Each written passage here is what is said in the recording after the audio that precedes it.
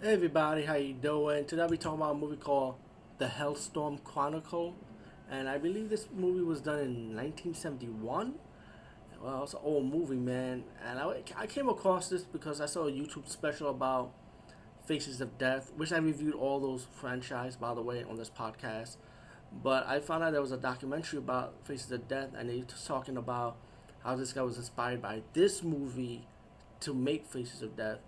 And the Hellstrom Chronicle came way before that movie too, by the way. So you could tell. After watching this movie, I'm like, wow, I can see the inspiration from it too. Like I said, you could tell. But this is not really a horror movie. Actually, this is more like an educational movie, I would say. And it's pretty good at it too. If you like nature and insects, I think you definitely love this documentary. I'm surprised I never heard about this one before though.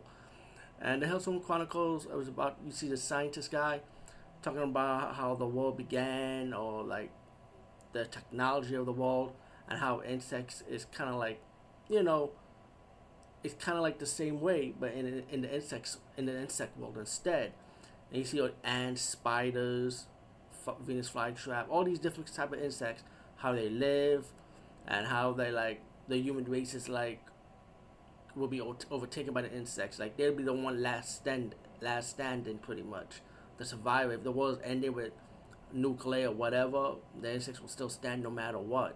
Which is true, by the way, which you already know. If you're into this type of, if you watch nature documentaries, you already know about the insect world.